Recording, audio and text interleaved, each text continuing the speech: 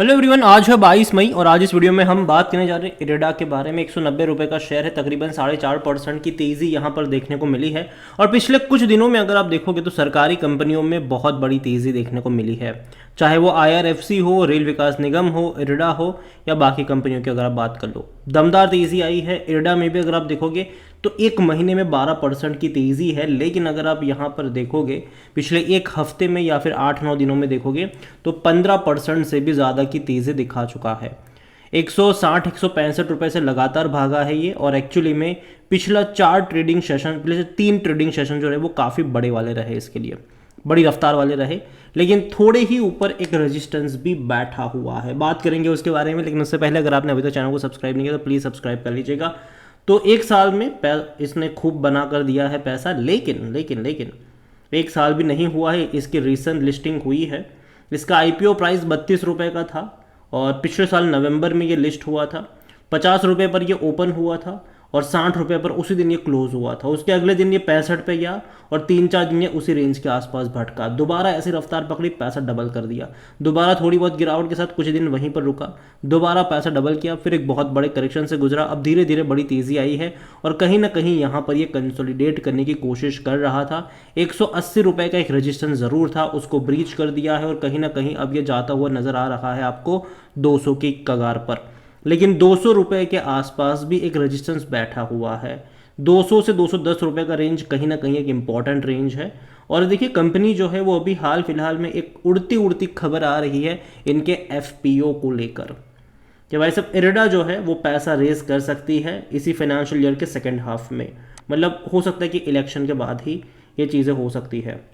जहाँ तक अगर आप बात करोगे तो पब्लिक से ही पैसा रेज होने वाला है, ठीक है, यहाँ पर कि भैया पब्लिक से ही पैसा रेज करने का प्लान है और ये कंपनी के चेयरमैन हैं उनकी तरफ से ये बात आई है। कल ही उन्होंने ये चीज़ कही हुई है। To meet the company's capital requirement and to fund the green energy project, the non banking financial company जो NBFC है ये plan to launch FPO either in second half of the current year और in the beginning of financial year 2026। Second half में होगा या 2026 के शुरुआत में होगा। हालांकि उन्होंने कितना अमाउंट रेज करने वाले हैं उसको लेकर कुछ नहीं कहा है। And company would also look at the date भी कंसिडर कर सकती है, यहाँ पर एक वो भी ऑप्शन है इनके पास। और यहाँ पर ये इम्पॉर्टेंट चीज़ इसीलिए है क्योंकि देखा जाए तो ऑलरेडी जो प्रमोटर की होल्डिंग है वो कुछ उतनी ज़्यादा नहीं है। मतलब प्रमोटर की होल्डिंग ऑलरेडी 75% की ही है और अगर प्रमोटर और ज़्यादा क्वांटिटी यहाँ पर बेचने के लिए आते हैं तो कहीं ना कहीं एक नेगेटिव चीज़ डेफिनेटली होगी ये। हालांकि अगेन अगर पैसा आता है तो अच्छी ही बात है, कोई बुरी चीज़ नहीं है ये। कंपनी को लेकर अगर हम बात करने जाए, इनके वॉल्यूम्स को लेकर देखें तो 6.25 करोड़ के आसपास के शेयर यहाँ पर ट्रेड होते नजर आए। बड़ी क्वांटिटी में यहाँ पर ट्रेडिंग चल रही है। इतना ही नहीं, कंपनी में अगर आप देखो तो ऑल टाइम हाई इसका 215 के करीब का था, लो तकरीबन 50 रुपये के आसपास देखने को मिला। मार्केट कैप 50,000 करोड़ से भी ज़्यादा का देखने को मिल रहा है। और कंपनी में अगर आप देखोगे तो according to Moneycontrol user 89% लोग कह रहे खरीदारी करो और 11% लोग कह रहे बेचो और भाग जाओ यहाँ से। और जैसे कि इनके नतीजे अभी हाल फिलहाल में भी आए थे और अगर हम बात करने जाए अभी इनके नतीजे को लेकर अगर आप देखोगे तो अभी इनके जो रिजल्ट्स हैं यहाँ पर अच्छी तेज़ी थी डेफिनेटली। जो हाल फिलहाल में नंबर्स आए अच्छी तेज़ी थी, रफ्तार अच्छी थी, रेवेन्यू वाइज अच्छी रफ्तार थी।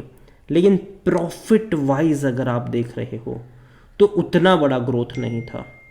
क्वार्टर ऑन क्वार्टर अगर आप देखोगे प्रॉफिट वाइज तो वो उतना ज़्यादा ग्रोथ नहीं था। तो ये कंसर्न यहाँ पर ज़रूर है कि भाई साहब इनके मार्जिन थोड़े से थिन हुए हैं और ये बढ़ने ज़रूरी है। कंपनी को अगर आप देखोगे इनका लोन पोर्टफोलियो तो जनरली ये जो ग्रीन एनर्जी प्रोजेक्ट है उसको फंड करती है ये कंपनी। सोलार में तकरीबन 27% का है, विंड में तकरीबन 20% का पोर्टफोलियो एलोकेशंस है। यहाँ पर बायोमास और अगर बात करो वहाँ पर तो तकरीबन 10-10.5% का है। तो अच्छी बात है कि लोन पोर्टफोलियो काफ़ी बड़ा है इस कंपनी का, उसमें कोई शक की बात नहीं है। स्मॉल हाइड्रो में भी 12% का है। और अगर आप यहाँ पर वैल्यूएशन के हिसाब से देखो तो जो इसका P रेशियो वो 39 का है, जो कि महंगा है सेक्टर P 17 के मुकाबले। तो महंगा तो है यहाँ पर, लेकिन कोई भी एनालिस्ट खरीदारी की यहाँ पर बात नहीं कर रहा है। फिनेंशियल जैसे कि मैंने कहे कि क्वार्टर ऑन क्वार्टर रेवेन्यू में ग्रोथ है, लेकिन उस तरीके से प्रॉफिट में ग्रोथ नहीं है, मतलब मार्जिन थोड़े से पिछले क्वार्टर के मुकाबले ख़राब रहे, लेकिन फिर भी अगर आप पिछले साल से कंपेयर करते हो तब तो ग्रोथ अच्छा है, शानदार है मेरे हिसाब से। और जहाँ तक शेयर होल्डिंग के बारे में देखें तो जो प्रमोटर की होल्डिंग है 75% की है, और जैसे कि मैंने कहा कि अगर एफपीओ वापस से लेकर आते हैं तो प्रमोटर की होल्डिंग यहाँ पर और कम होगी। और यहाँ पर अगर आप देखो तो पब्लिक से रेज करा जा रहा है, जबकि अब तक पब्लिक ही यहाँ पर खरीद रहे थे। अगर आप देखोगे यहाँ पर लिस्टिंग से लेकर अब तक तो 3.94% की म्यूचुअल फंड की होल्डिंग घट के हुई 0.53, डोमेस्टिक इंस्टीट्यूशन की 4.59% की होल्डिंग भी घट के हुई 0.42, एफआईज भी देखोगे तो 3.95% से घट के ये भी 1.36 पर आए। तो खरीद रहे हैं भाई साहब रिटेल इन्वेस्टर 12% से वही खरीद कर यहाँ पर आए हैं 19-19.5% पर। तो रिटेल पार्टिसिपेशन यहाँ पर कुछ ज़्यादा ही देखने को मिल रहा है, और अगर आने वाले टाइम में भी अगर और रिटेल पार्टिसिपेशन अगर ये लेकर आते हैं तो कहीं ना कहीं हम ये कह सकते हैं कि दिक्कत होगा ये, मतलब एक पॉजिटिव न्यूज़ एक नेगेटिव न्यूज़ का एक बहुत बड़ा इम्पैक्ट होगा यहाँ पर। देखो एफपीओ से अगर पैसा रेस करते हैं तो अच्छी ही बात होगी, उससे सीधा सीधा असर ये होगा कि कंपनी जो है वो पैसा रेस कर रही है, उससे इनके रेवेन्यू प्रॉफिट में आपको बढ़ोतरी देखने को मिल सकती है। और जहाँ तक बात करी जाए इस कंपनी में तो मैं इतना ही कहूँगा कि देखो कंपनी ख़राब तो प्लीज़ नहीं है, ख़राब नहीं है। हम वैल्यूएशन के ऊपर डिबेट कर सकते हैं, लेकिन कंपनी मुझे ख़राब नहीं लगती है, अच्छी कंपनी है ये। लेकिन जैसे कि मैंने कहा कि वैल्यूएशन जो है वो थोड़े से इसके महंगे नज़र आते हैं, थोड़े से महंगे वैल्यूएशन मुझे यहाँ पर नज़र आते हैं। मुझे लगता है कि यहाँ पर अब यहाँ से जितना ऊपर जाएगा प्रॉफिट टेकिंग के मौके ज़्यादा बनेंगे, ना कि खरीदारी के, क्योंकि वैल्यूएशन के हिसाब से महंगा ज़रूर है ये।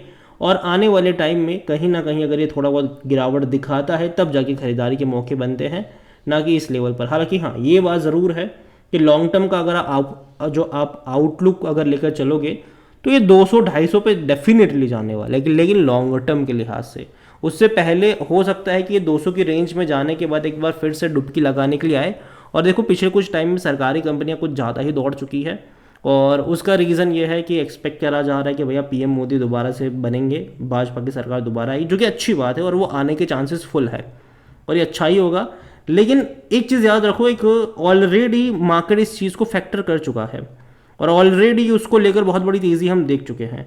तो जब बीजेपी सत्ता में अगर आती भी है इलेक्शन जीत कर तो कहीं ना कहीं वो एक प्रॉफिट टेकिंग वाला मोड हो सकता है। एक दिन की तेज़ी होगी ठीक है, उसके बाद का जो मोड होगा वो प्रॉफिट टेकिंग का हो सकता है यहाँ पर। अगेन ये मेरा पर्सनल ओपिनियन है, कोई इन्वेस्टमेंट एडवाइस नहीं है ये। कंपनी नज़र रखिए इसके ऊपर, लेकिन यहाँ से मुझे लगता है कि रिस्क बहुत ज़्यादा हो जाता है और रिवॉर्ड बहुत कम है, और यही वजह है कि एटलीस्ट मैं इस रेंज पर इरडा को मैं अवॉइड करूँगा। और मुझे इसके मुकाबले IRF से ज़्यादा बेटर चॉइस लगता है वहाँ पर करेक्शन अगर आते हैं तो कंपेयर टू इरडा। हालांकि कंपनी बुरी नहीं है, कंपनी ये भी बहुत अच्छी है, नज़र यहाँ पर भी आपकी होनी चाहिए। लेकिन जिस तरीके से कंपनी में अगर आप देख रहे हो कि पिछले कुछ टाइम में इंस्टीट्यूशंस ने भैया ज़बरदस्त धोखा दिया हुआ है और माल रिटेल इन्वेस्टर को चिपकाया ज़रूर है, लेकिन एक्चुअली में रिटेल इन्वेस्टर का भी फ़ायदा ही है क्योंकि तेज़ी दोबारा से लौट कर यहाँ पर आई ही है। अगेन ये मेरा पर्सनल ओपिनियन है, कोई भी इन्वेस्टमेंट एडवाइस नहीं। वीडियो को यहीं पे एंड करता हूँ, पसंद आया हो तो लाइक करो, शेयर करो, चैनल पर अगर पहली बार है तो प्लीज़ सब्सक्राइब करें। और इरडा के बारे में आप क्या सोचते हैं वो भी आप मुझे कमेंट में लिख के बता सकते हैं। Thank you.